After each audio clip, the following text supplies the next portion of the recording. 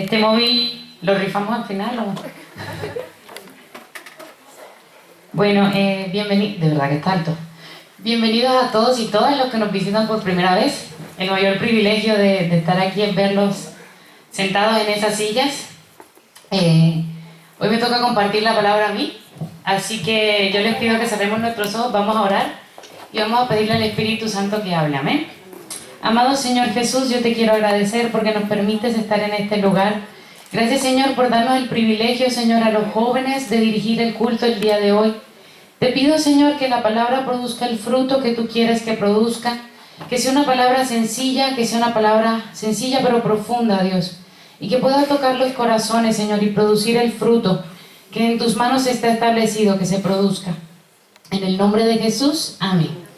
Bueno, hoy vamos a estar hablando acerca de una historia que a mí personalmente me gusta mucho. Para los que tomen apuntes, la predicación se llama Preparar el Camino. Entonces, vamos a estar hablando de una historia que está en la palabra, que a mí personalmente es un personaje bíblico que me confronta, que me llama mucho la atención, y es Juan el Bautista. Así que yo los invito a los que hayan traído Biblia que vayamos a Lucas 1, del 5 al 23, y nos vamos a centrar en los versículos 15 y 17. Repito, Lucas 1, 5, 23, versículos 15 al 17. Entonces, para contar un poquito la historia de quién era Juan el Bautista, vamos a ver que Juan era el hijo de Zacarías, que era un sacerdote de la línea de Abías, y su mamá era Elizabeth, que era de las hijas de Aarón. Traduciéndolo al lenguaje actual, digamos que Juan era hijo como de pastores, ¿vale? Juan era José Miguel. Entonces, en esa época, ahora mismo nosotros tenemos la posibilidad de acercarnos a Jesús cada vez que queremos. Pero en ese momento, digamos que había un sacerdote que era la persona que se encargaba de entrar al templo, de entrar al lugar donde se podían encontrar con Dios, y esa entrada a ese lugar no se hacía cada vez que uno quería. Entonces llegó un momento en que a Zacarías, al padre de Juan, le tocó entrar a presentar ese servicio delante de Dios, y dicen que cuando entró al santuario, tuvo un encuentro con el ángel Gabriel. Y que en ese momento el ángel Gabriel le anunció y le dijo: vas a tener por nombre un hijo al que le llamarás Juan. Y en ese momento Zacarías quedó mudo. Y cuando el ángel Gabriel está anunciando acerca de lo que sería Juan, en los versículos 15 y 17 de Lucas 1 nos dice la palabra: porque será grande delante de Dios, no beberá vino ni sidra, y será lleno del Espíritu Santo aún desde el vientre de su madre. Y hará que muchos de los hijos de Israel se conviertan al Señor, Dios de ellos, e irá delante de él con el espíritu y el poder de Elías, para hacer volver los corazones de los padres a los hijos y de los rebeldes a la prudencia de los justos, para preparar al Señor un pueblo bien dispuesto. Si nosotros nos centramos en el versículo 15, vemos que el ángel le dijo a Zacarías: tu hijo será grande, ¿delante de quién? ¿Delante de quién? ¿Desayunaron hoy, iglesia? Dice la palabra que el hijo será grande delante de Dios. Entonces, lo primero que llamó mi atención es que esa grandeza de Juan no sería una grandeza que estaría dada porque él fuese a ser grande delante de los hombres, que también luego fue grande delante de los hombres. Pero en principio, lo que el ángel estaba diciendo a Zacarías, al padre de Juan, era: tu hijo va a ser grande y va a engrandecer el corazón de Dios por encima de poder engrandecer el corazón de los hombres. Es decir, el ministerio de Juan iba a ser un ministerio que a lo mejor iba a causar como cierto recelo en medio de los hombres, pero iba a ser grande delante de ¿quién? De Dios, exactamente. Y luego el versículo 15 nos sigue diciendo que sería lleno del Espíritu Santo aún desde el vientre de su madre. Entonces, si nosotros nos vamos más adelante en este pasaje de Lucas 1, que será el que más o menos vamos a estar estudiando, vemos que cuando el ángel Gabriel sigue pasando la historia, visita a María y le dice: vas a concebir un hijo y será Jesús y será el Salvador del mundo. María va, luego de que tiene ese encuentro con el ángel y con el Espíritu Santo, a visitar a su familiar Elizabeth, la madre de Juan. Y en el versículo 41 de Lucas 1, la Biblia nos enseña que: y aconteció que cuando oyó Elizabeth la salutación de María, la criatura saltó en su vientre, y Elizabeth fue llena del Espíritu Santo. Vemos que en el versículo anterior nos estaban diciendo que Juan iba a ser grande delante de Dios y que sería lleno del Espíritu Santo aún desde el vientre de su madre. Y vemos que aquí en este momento la misma palabra nos está diciendo que esa llenura ocurrió desde el mismo momento en que María saludó ¿a quién? A Elizabeth, a su madre. Entonces, en ese momento Elizabeth empezó a declarar las grandezas y las maravillas de Dios, y vemos que tuvo una llenura del Espíritu Santo que, digamos que para esa época no era común.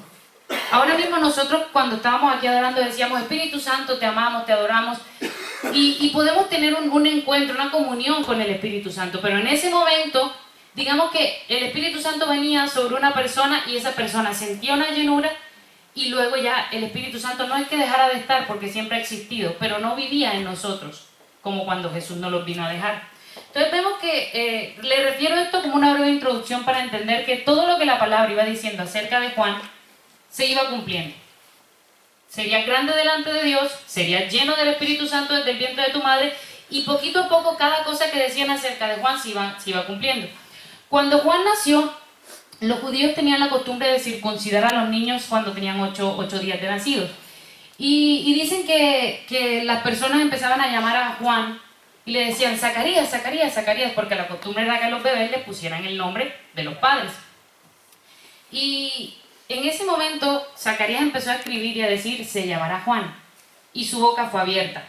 Entonces, claro, en Lucas 1 del 64 al 66 nos dice: al momento fue abierta su boca y suelta su lengua, y habló bendiciendo a Dios. Y se llenaron de temor todos sus vecinos, y en todas las montañas de Judea se divulgaron todas estas cosas. Y todos los que las oían las guardaban en su corazón, diciendo: ¿quién pues será este niño? Y la mano del Señor estaba con él. Entonces, vemos que el anuncio del nacimiento de Juan fue algo, digamos, extraordinario. Fue como algo sobrenatural estaba pasando. La gente ya se empezaba a preguntar: ¿quién es este Juan? O sea, ¿quién es este niño? ¿Por qué su papá queda mudo? ¿Por qué su madre es llena del Espíritu Santo? O sea, ¿qué pasa con este chico? ¿Qué tiene de especial este joven Juan? Y cuando su padre le es abierta la boca, dice que empezó a profetizar y a bendecir a su hijo, y empezó a decir: y tu niño, profeta del Altísimo, serás llamado, porque irás delante de la presencia del Señor para preparar sus caminos. Dice el 80: y el niño crecía y se fortalecía en espíritu, y estuvo en lugares desiertos hasta el día de su manifestación a Israel.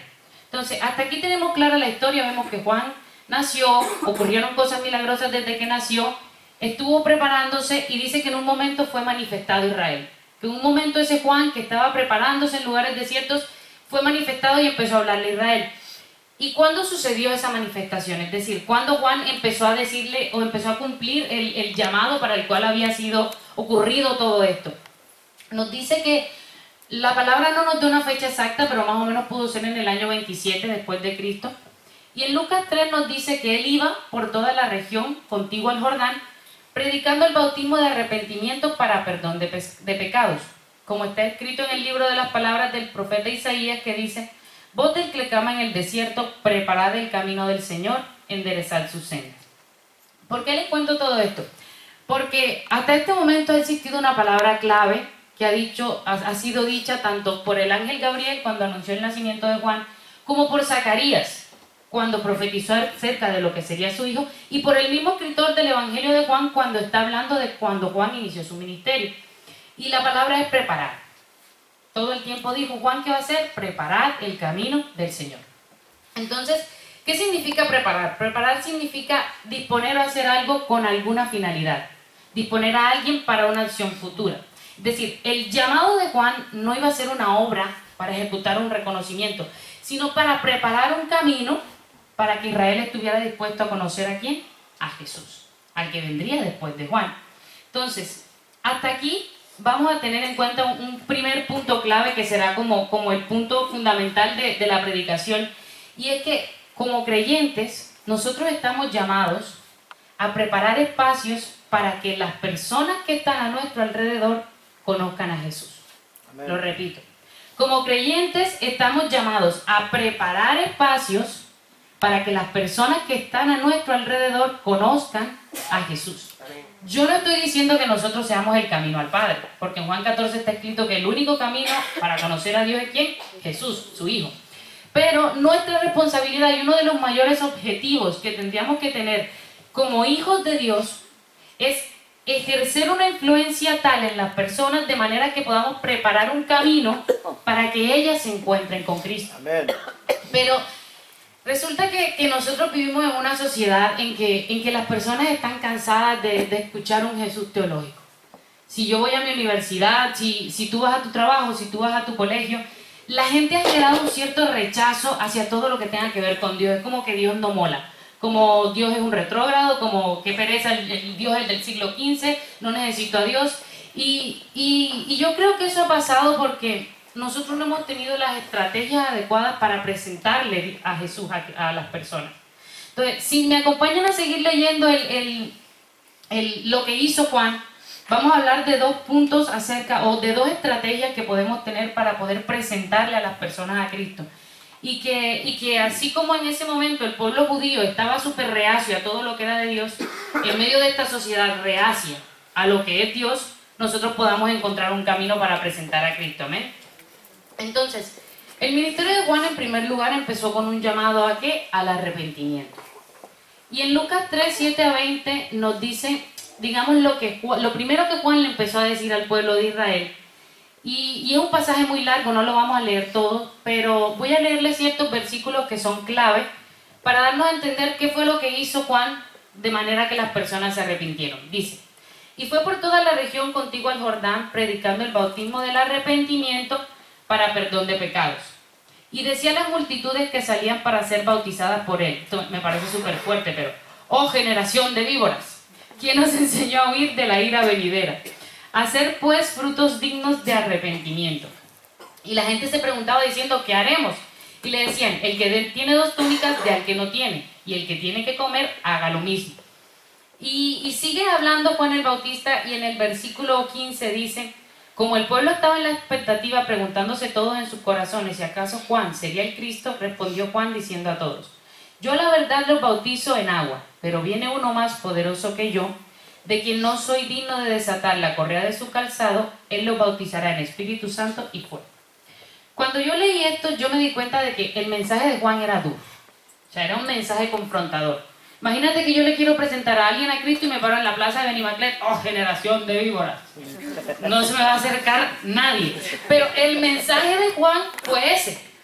Y le decía, tú que tienes tienes 1000 chaquetas, dale al que no tiene. Tú que eres el cobrador de impuestos, pues no robes, hermano, y dale el dinero al que cobra lo que tienes que cobrar.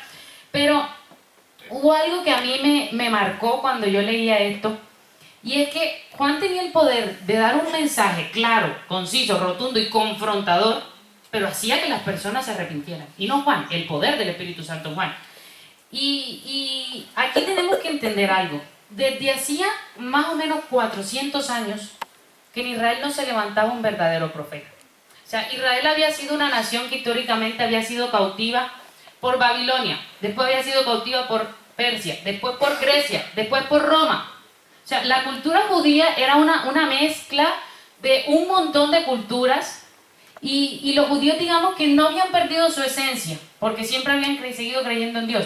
Pero los judíos tenían un revuelto y un cacao mental, una mezcla de 10.000 culturas, y el Señor colocaba en mi corazón y me decía, hoy hay 10.000 corrientes. O sea, hoy si tú sales, hay el humanismo, el relativismo ético, o sea, hay 15.000 corrientes filosóficas, de creencias, de doctrinas, y todas nos hacen sentir que tenemos la verdad. Y yo a lo mejor hablo como joven, que estoy en una universidad, y todo el tiempo estás tú viendo un montón de movimientos y de corrientes fundamentadas filosóficamente, que si tú no estás bien firme en tus principios cristianos, dices, oye, ¿será verdad esto? Y de verdad, o sea, por eso hay cada persona confundida por ahí. Pero entonces lo que yo les quiero decir es que hay una primera enseñanza que podemos sacar, y es que el punto clave de esta predicación es que nosotros tenemos que ser, ¿qué? Preparadores de caminos, para que las personas conozcan a Cristo. ¿Y cómo lo vamos a hacer? La primera manera de hacerlo, entendiendo lo que hizo Juan, es que debemos ser instrumentos del Espíritu Santo para llevar a otros al arrepentimiento. Repito, debemos ser instrumentos del Espíritu Santo para llevar a otros al arrepentimiento. El mensaje de la palabra es un mensaje que confronta vidas. O sea, no podemos ablandar lo que dice el Evangelio. pero el mensaje de la palabra también es un mensaje lleno de amor y de misericordia. Y como cristianos, y aquí yo hablo a los que somos creyentes desde hace tiempo, como cristianos a veces no tenemos un equilibrio. A veces tú o predicas a un Cristo, arrepiéntete, generación de víbora, vas a ir al infierno, o predicas a un Cristo, haz lo que quieras, todo es amor y paz. Y tiene que haber un equilibrio. O sea, tenemos que ser como Juan. Juan dio un mensaje directo, pero un mensaje que hizo que las personas se arrepintieran en su corazón. Y hay algo que yo quiero compartir y sigo hablándole a los que son creyentes, y es que si nosotros no estamos dispuestos a acompañar a una persona en el camino para que se arrepienta, mejor no confrontemos su pecado. Y me voy a explicar con esto. Si por ejemplo hoy viene Jaime y se acerca a mí y me dice: Daniela, estoy teniendo problemas brutales con la pornografía. Jaime no tiene problemas con la pornografía, pero fue el primero que vi. Pero si Jaime se me acerca y yo le digo: Jaime, eso está mal, el Señor dice que no puedes tener pensamientos impuros, pecador, vas a morir, y no le digo nada más, fulminé a Jaime, o sea, maté a Jaime. Si Jaime tiene la valentía de abrir su corazón conmigo y decirme: siento que estoy haciendo algo malo, yo tengo que tener la valentía de acompañar a Jaime en su proceso de arrepentimiento. Porque a veces como cristianos somos expertos en juzgar. Nosotros tenemos la verdad de Cristo en nuestro corazón, pero eso no nos da el derecho a juzgar ninguna vida. Entonces Juan dio un mensaje que confrontaba, pero Juan, ¿qué hacía? Bautizaba. Hacía que las personas se arrepintieran, preparaba un camino. Entonces, el primer punto es: hagamos que el Espíritu Santo nos utilice como instrumentos para que otros se arrepientan, pero paguemos el precio de acompañar a esas personas en su proceso. Porque si vamos a juzgar, mejor callémonos la boca. Y le estoy hablando a los creyentes, o sea, las personas, porque mira, fue muy gracioso. Cuando yo iba a preparar esto, le hablé a una persona y me dijo: cuidado con lo que te vas a levantar a decir ahí, cuidado con ponerte a juzgar. Y yo en mi mente dije: ¿qué concepción tienen de los creyentes? Que somos uno que andamos ahí con una vara, sí, como fulmina, muere. ¿Sí me hago entender? Y si nosotros de verdad queremos preparar el corazón de las personas, tenemos que ser capaces de que se arrepientan y de acompañarlos en medio de ese proceso. Y ese es el primer punto acerca del mensaje de Juan. Si seguimos leyendo, vemos que en Mateo 3, 16, 17 se nos relata cómo se bautizó Jesús. Y se nos dice que Jesús, después de que fue bautizado, subió luego del agua, y aquí los cielos le fueron abiertos, y vio al Espíritu de Dios que descendía como paloma y venía sobre él. Y hubo una voz de los cielos que decía: este es mi Hijo amado, en quien tengo complacencia. Ahora no es del caso hablar por qué Jesús se bautizó, porque eso sería tema de otra predicación. Después, si quieren, nos acercamos y lo conversamos. Pero lo importante es que desde que Juan nació habían dicho: tú vas a preparar el camino para que el pueblo de Israel conozca a Jesús, al Mesías esperado. ¿Y cómo vas a conocer tú al Mesías, Juan? Porque tú no has conocido al Mesías. Y cuando tú veas que tú bautizas a alguien y sobre ese desciende el Espíritu como paloma, ese es el Cristo esperado. Entonces, en este momento ya Juan sabía quién era el Cristo.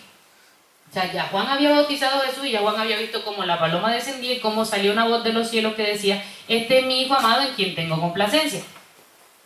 Y en Juan 1, 19, 23, y aquí quiero que me presten mucha atención porque es la base de la predicación, fue lo que hizo que en nuestros corazones se colocara esta prédica cuando estábamos hablando. Nos dice la palabra: este es el testimonio de Juan cuando los judíos enviaron de Jerusalén sacerdotes y levitas para que le preguntasen: ¿tú quién eres? Confesó y no negó, sino confesó: yo no soy el Cristo. Y le preguntaron: ¿qué pues? ¿Eres tú Elías? Dijo: no soy. ¿Eres tú el profeta? Y respondió: no. Le dijeron pues: ¿quién eres tú? Para que demos respuesta a los que nos enviaron. ¿Qué dices de ti mismo? Y dijo: yo soy la voz de uno que clama en el desierto: enderezad el camino del Señor. Como dijo el profeta Isaías. Y los que habían sido enviados eran de los fariseos, y le preguntaron y le dijeron: ¿por qué pues bautizas si tú no eres el Cristo, ni Elías, ni el profeta? Juan le respondió diciendo: yo los bautizo con agua, mas en medio de vosotros está uno a quien vosotros no conocéis. Este es el que viene después de mí, el que es antes de mí, del cual yo no soy indigno de desatar la correa del calzado. Cuando yo leí el 27, en mi cabeza se hizo un cacao mental. Este es el que viene después de mí, el que es antes de mí. Si lo leemos rápido, no vamos a entender lo que Juan estaba diciendo.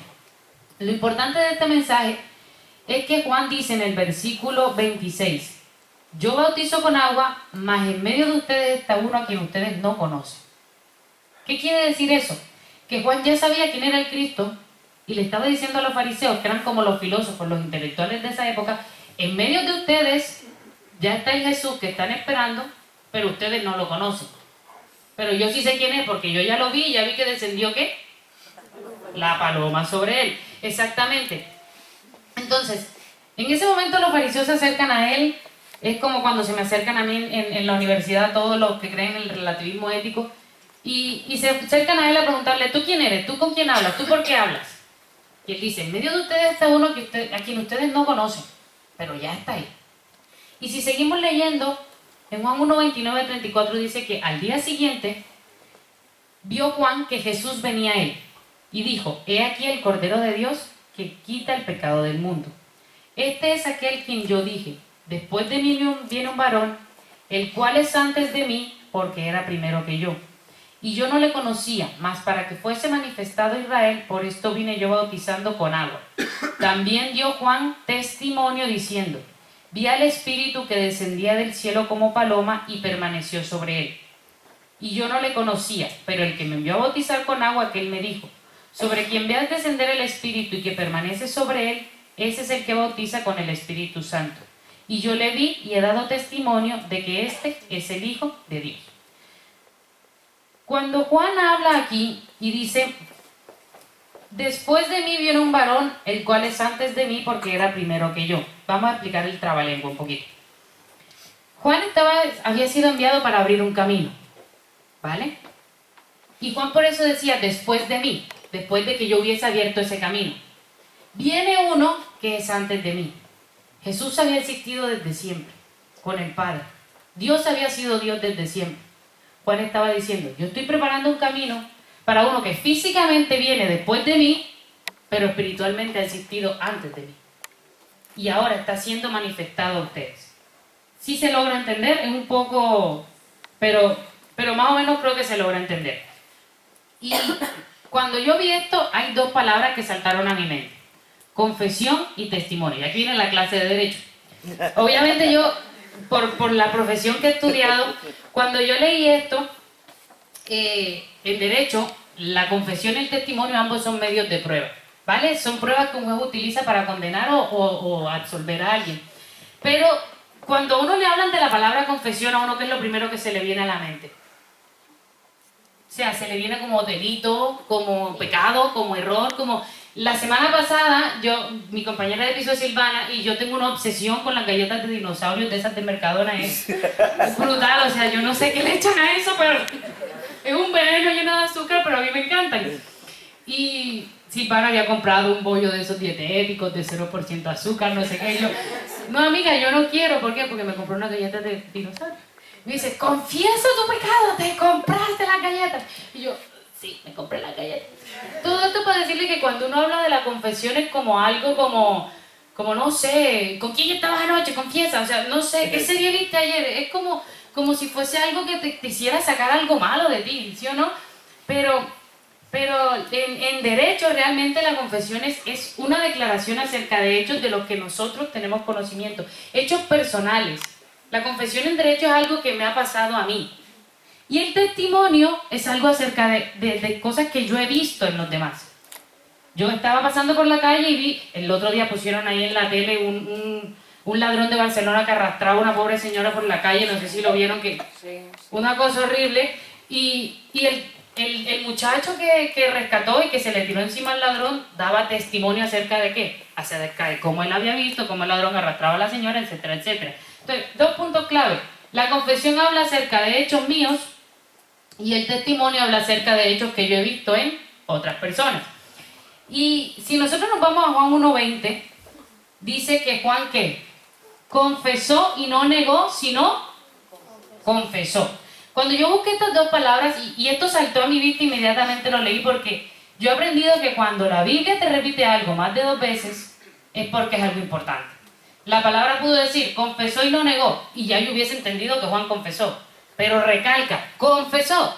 Entonces, si nosotros nos vamos al original griego, esa palabra negar viene del griego, que viene mi pronunciación fatal del griego, perdónenme, arneomai, que significa desconocer.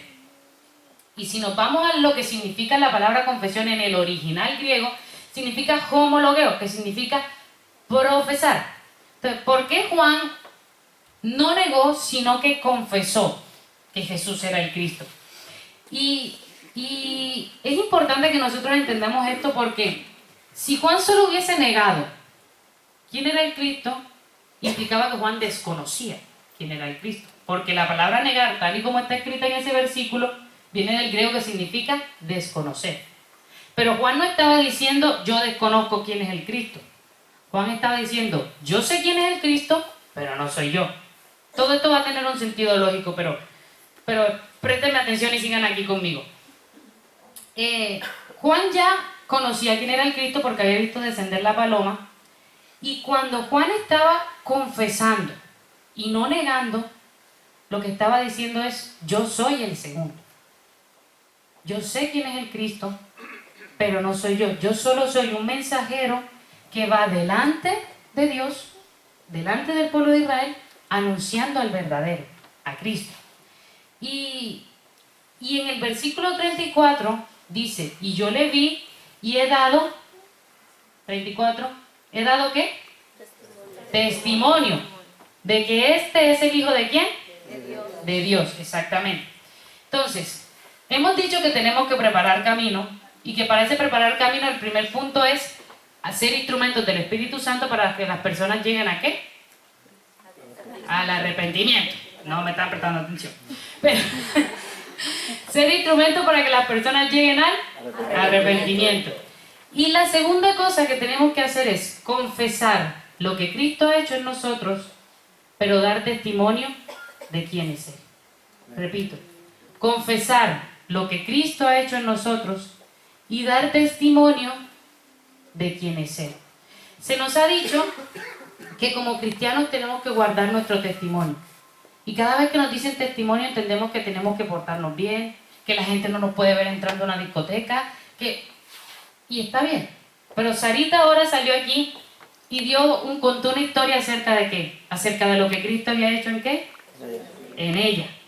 ¿Y por qué es importante que entendamos esto? Porque las personas a nuestro alrededor están cansadas de que nosotros les queramos presentar a un Cristo sin presentarles lo que ha hecho en nosotros. Yo te aseguro que Sara se levantó aquí, contó su testimonio, y si ella más adelante habla con un amigo, va a poderle presentar a Cristo. Porque esa persona está viendo una obra que Dios ha hecho en ¿quién? En Sara. ¿Qué hizo Juan? Dijo, confieso, yo no soy el Cristo, pero yo doy testimonio acerca de quién es Él. Y hay algo importante, y es que nosotros tenemos que confesar las verdades que Dios ha hecho en nuestra vida, pero hablar de aquel a quien nosotros conocemos. El verdadero cristianismo no se centra en pedir. El verdadero cristianismo no es un... de hecho, el verdadero cristianismo es un estilo de vida que se aleja del yo. Es un estilo de vida que para nada es egocéntrico, que para nada es orgulloso. El verdadero cristianismo es un estilo de vida que se centra en Jesús, en presentarle a otros a Jesús. Y la manera de hacerlo es hablando de lo que Él ha hecho en nosotros, pero hablando también acerca de quién es ese Jesús. Juan el Bautista pudo tener la grandeza, el reconocimiento. O sea, Juan el Bautista pudo hacer que el pueblo de Israel, porque el pueblo de Israel estaba detrás de él diciendo, tú serás el Mesías, tú serás el Mesías. Y a veces yo creo que nosotros erramos en nuestra manera de presentar a Jesús. Porque como dije, el mensaje de la Biblia es un mensaje que confronta, pero es un mensaje que trae frutos de arrepentimiento. Así que yo lo que los estoy retando y lo que lo vemos, Rubén cuando estaba cantando en la alabanza decía, es el momento de abrir caminos, es el momento a que si nosotros de verdad queremos tener un mensaje efectivo que cambie vidas, tenemos que hablar correctamente acerca de quién es Dios, pero confesando lo que ha hecho en nosotros. Amén. A la gente le interesa conocer lo que Dios ha hecho en nosotros. Y si tú estás aquí por primera vez y tú dices, Dios no ha hecho nada en mi vida. En Romanos 8:16 dice que el Espíritu mismo da testimonio. Y cada vez, si nos leemos el libro de Juan, la palabra testimonio a veces aparece un montón de veces. O sea, yo los reto a que se lo lean y subrayen cuántas veces sale la palabra testimonio. Porque lo que el libro de Juan nos está diciendo es, el pueblo de Israel necesitaba tener pruebas, evidencias acerca de que Jesús era el Cristo. Y nosotros ahora, hoy día, tenemos la prueba más grande, que es el mismo Jesús que ya vino. Pero la gente que está afuera no entiende ese mensaje, porque nosotros no se lo sabemos presentar. Y dice, el Espíritu mismo da testimonio a nuestro espíritu de que somos hijos de Dios. Si tú estás aquí por primera vez y tú has escuchado lo que Dios ha hecho en otras personas, pídele al Espíritu Santo que dé testimonio a tu espíritu acerca de quién es Cristo. Porque nosotros solo somos seres humanos y aunque la palabra dice, bienaventurados los que no vieron y creyeron, nos cuesta creer. Y este mensaje salió del hecho de que nosotros como jóvenes nos movemos en una sociedad que nos bombardea. Y yo me he dado cuenta que lo que más impacta una vida es hablar acerca de... Y ojo, no es un evangelio egocéntrico. Yo no estoy diciendo que como cristianos tengamos que ir por la vida hablando de Dios ha hecho en mí, Dios ha hecho en mí. No. Pero tenemos que tener ese equilibrio de presentarle a otros a Jesús, confesando lo que Él ha hecho en nosotros, pero hablando de Él. O sea, todo, absolutamente todo lo que hacemos como creyentes se trata de Él. O sea, se trata de Jesús, se trata de lo que Jesús ha hecho, se trata de lo que Jesús quiso, se trata... Y por eso nos juzgan tanto, por eso es tan difícil ser creyente. Porque cuando yo en mi universidad digo, soy creyente, es como si la gente de una vez pusiera una bala, porque la gente está buscando ver qué testimonio hay de Jesús en mí. Si yo digo que conozco a Cristo, la gente está buscando que yo le presente a ese Jesús. De nada me sirve decir que soy cristiana y no llevar a otros a que conozcan a Cristo. Es el mensaje de ir y hacer discípulos por todas las naciones. O sea, es solamente un llamado a evangelizar, o sea, a hablarle a otros de quién es Jesús. Y hacerlo de una manera eficaz. Hacerlo de una manera que de verdad las personas puedan sentir, Jesús es esto. Porque yo creo que Jesús está en Sara porque yo he visto lo que Jesús ha hecho en Sara. La primera persona que me habló a mí de Cristo fue mi madre. Y mi madre tenía un carácter fatal. Ayer, de hecho, hablando con mi hermano, nos reíamos de todas las veces que nos pegó, de todas las veces que nos hizo de todo. Pero cuando mi mamá conoció a Cristo, mi mamá se volvió mi mejor amiga. ¿Y quién fue la primera persona en la que yo vi a Cristo? En mi mamá. Ustedes padres, si Cristo no está en ustedes, sus hijos no van a llegar a conocer a Cristo. Estamos llamados a vivir como Cristo, estamos llamados a dar un mensaje que hable de Él y que hable de Él a través de nuestra vida. Y si somos cristianos y tenemos 20 años aquí en la iglesia y seguimos hablando y diciendo, Jesús te ama. Sí, Jesús te ama, pero demuestra quién es Jesús con tus acciones. Sé un cristiano práctico. A mí me encanta esta iglesia porque Juanjo siempre nos ha dicho, vida cristiana se llama así porque queremos tener una vida práctica. Pero si tú dices cristiano y eres un cristiano de rótulo, perdóname, nadie va a conocer a Cristo a través de ti. Juan fue un predicador eficaz. Juan dijo, yo no soy, pero yo sé quién es. Y yo hablo acerca de quién es Él. Y hoy es un llamado a que hablemos acerca de quién es Él. Pero para que Él pueda actuar en otros, primero tiene que actuar en nosotros. Así que yo les pido que se coloquen en pie, vamos a orar. Y yo le pedí a las chicas que cantaran una canción que habla sobre Dios como nuestro Padre. Para que nosotros seamos capaces de tener una vida cristiana eficaz y dar un testimonio de Cristo eficaz. Y que el Espíritu Santo dé testimonio a otros acerca de quién es Él. Yo les pido que cierren sus ojos, vamos a orar.